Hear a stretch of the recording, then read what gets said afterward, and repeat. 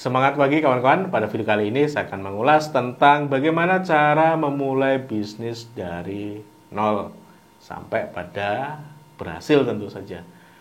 Video ini sangat cocok bagi kalian yang sedang ingin memulai usaha atau bagi kalian yang sedang bekerja tapi pengen nyambi punya usaha di rumah. Bagaimana caranya? Simak terus video ini sampai selesai.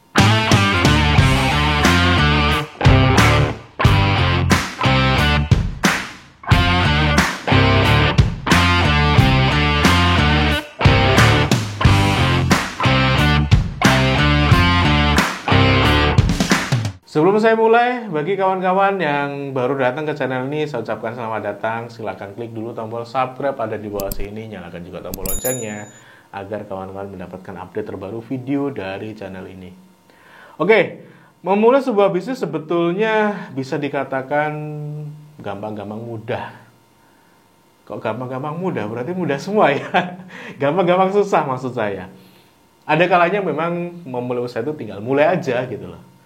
Namun ada kalanya memulai usaha itu perlu dengan perencanaan yang matang.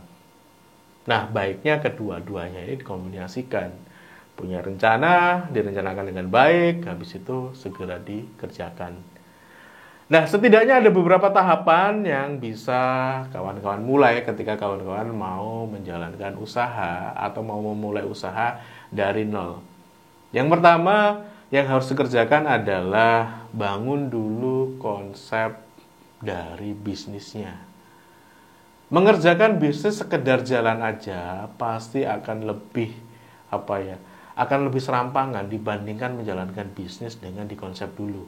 Nah, untuk itu ada baiknya ketika sebelum kita memulai usaha ya kita konsep dulu. Bisnisnya mau seperti apa? Misalnya kita mau jualan apa? Terus juga ide calon konsumen siapa dan sebagainya. Itu kita konsep dulu.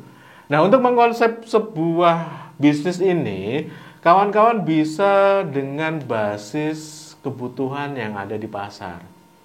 Sebetulnya lingkungan di sekitar kita itu butuh produk yang seperti apa sih? Sebetulnya pasar yang mau kita tuju itu butuh barang yang seperti apa? Kalau kita sudah tahu barangnya yang mau kita jual apa, syukur-syukur bahwasanya bisnis yang mau kita kerjakan atau produk yang mau kita jual itu adalah produk yang tingkat persaingannya nggak kredit amat atau langka lah aku mau bilang. Kalau kebutuhan pasarnya ada banyak dan pemainnya sedikit, maka peluang untuk tumbuhnya pun juga semakin besar. Namun berbeda ketika kita menjual produk dengan tingkat persaingan yang cukup tinggi. Pasti effortnya jauh lebih sulit dibandingkan dengan konsep yang pertama. Namun hari ini memang tidak bisa kita mendapatkan bisnis yang memang nggak ada pesaing. Pasti ada pesaingnya. Namun setidaknya kalau memang dari tingkat persaingannya lebih rendah ya kenapa tidak kita masuk ke sana? Karena basic itu memungkinkan kita untuk bisa tumbuh lebih cepat lagi. Setelah itu, jangan lupa kalau kita sudah tahu produk yang mau kita jual apa, sudah tahu pasarnya mau kemana, dan tingkat persaingannya pun agak lumayan bisa dikatakan tidak kredit amat, maka mau tidak mau bangun nilai lebih atau keunikan dari produk. Ibaratnya gini deh, kalau kita mau jualan produk, pastikan produk itu memang mau atau si calon konsumen mau menerima dan mau membeli dibandingkan dengan produk yang ada di pasaran atau lebih memilih kita lah. Nah, produk itu harus kita desain dengan berbagai macam kelebihan atau keunikan agar balik lagi si calon konsumen lebih memilih kita dibandingkan dengan pesaing yang ada di pasaran. Kalau sudah seperti itu, maka peluang untuk terjadinya transaksi, peluang untuk diterima pasar lebih baik itu akan semakin lebih besar. Berikutnya, ketika kita sudah punya produk dengan berbagai macam kelebihannya, keunikannya, jangan lupa detilkan lagi siapa calon konsumennya atau target pasarnya. Kenali betul siapa mereka. Bila perlu, kawan-kawan adakan survei ke target pasar ini, kenali bahwasanya mereka itu butuh produk yang seperti apa. Bahwasanya mereka itu butuh produk yang seperti apa. Teman-teman bisa tanya, Misalnya kita pengen nyasar segmentasi anak-anak muda misalnya umur 30-an tahun yang tempat tinggalnya di sebuah komplek tertentu atau komplek elit. Dan kita misalnya punya kawan di sana. Kita bisa tanya, sebetulnya kalau kita misalnya jualan sepatu, maka sepatu yang seperti apa yang dia inginkan. Jangan sampai kita jualan sepatu yang ya biasa-biasa aja. Mungkin orang-orang yang pengen kita sasar tadi tidak butuh sepatu yang kita tawarkan. Makanya ya pastikan produknya pun sesuai dengan kebutuhannya mereka. Atau misalnya kita bisa survei juga berapa sih biaya yang bisa atau yang mau dengan sukarela mereka keluarkan untuk sebuah sepatu. Ada loh orang-orang yang dia ini memang butuh sepatunya dengan harga-harga yang miring. Namun tak sedikit orang yang juga mau membayar sepatu dengan nilai yang mahal. Maka cari tahu sebetulnya segmen atau target pasar yang mau kita masukin ini butuh atau mau membayar sepatu kita di harga berapa. Selain itu misalnya kawan-kawan juga bisa cari tahu bahwasanya untuk mendekati orang-orang seperti itu, maka caranya gimana? Lewat sebuah tongkrongan kah, lewat sebuah toko kah, atau lewat sebuah kafe tertentu, atau misalnya bisa lewat sosial media. Cari tahu mereka ini biasa nongkrong ada di mana, mereka ini lebih nyaman untuk mendapatkan produk dengan pola yang apa. Ini penting, pada akhirnya nanti kita bisa merencanakan strategi pemasarannya. Nah selanjutnya, pastikan kawan-kawan fokus kepada kepuasan dari konsumen. Mungkin kita sudah jualan produk, tapi balik lagi coba dicek seberapa banyak konsumen yang balik ke kita. Kalau ada banyak konsumen balik ke kita, itu artinya memang produk kita sesuai dengan yang diharapkan dan konsumennya pun merasa puas dengan produk kita. Namun kalau ada yang beli dan dia hanya beli sekali, kemungkinan ada banyak hal yang membuat dia tidak kembali. Artinya dia nggak puas lah. Nah cari tahu apa yang membuat si calon konsumen ini bisa merasa puas dengan produk kita. Nggak hanya produk, produknya kita siapkan, layanannya pun juga harus kita siapkan. Bisa jadi loh orang itu balik lagi ke kita karena layanannya.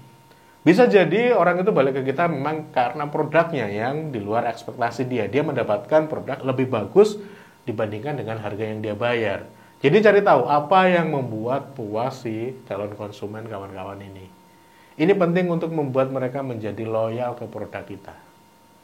Berikutnya, jangan lupa, ini yang paling penting menurut saya, rencanakan keuangan dengan baik.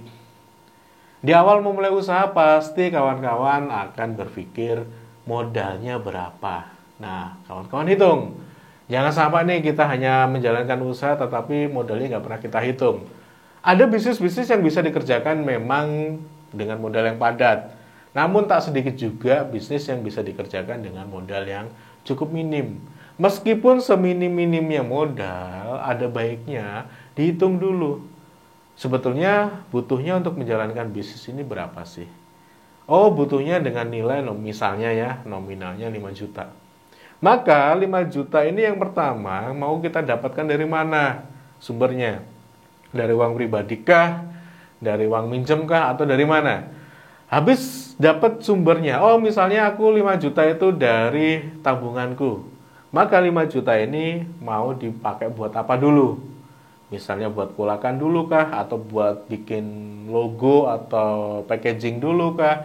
Atau misalnya buat bangun sosial medianya dulu. Nah, kawan-kawan mulai dengan perencanaan di awal. Agar dengan modal yang mungkin terbatas tadi, kita memang benar-benar bisa mengalokasikan sesuai dengan posnya masing-masing. Biar memang kerjaan kita di awal lebih efektif. Dengan modal yang misalnya 5 juta, kerjanya bisa lebih efektif dan hasilnya juga bisa lebih baik lagi. Nah, itu kawan-kawan beberapa hal yang bisa kawan-kawan kerjakan untuk memulai usaha dari nol. Sebetulnya ada banyak tahapan lainnya, namun menurut saya yang paling urgent beberapa hal tadi.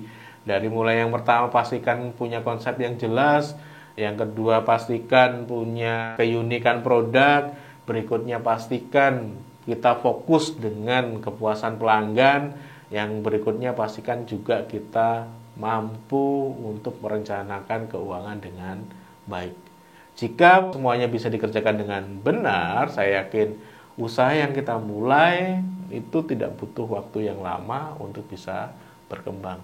Satu lagi yang terlupa sebetulnya, selain rencana keuangan, juga pastikan punya rencana pemasaran. Bagaimana strategi yang mau kita pakai. Nah, ketika semuanya bisa dikerjakan dengan baik, insya Allah bisnis yang sedang kita kerjakan ini bisa lebih cepat untuk berkembang. Semoga video ini bermanfaat bagi kawan-kawan yang belum klik tombol subscribe ada di bawah sini, nyalakan juga tombol loncengnya agar kawan-kawan mendapatkan update terbaru video dari channel ini. Saya Imam Safwi, kita jumpa lagi di video-video berikutnya. Bye-bye.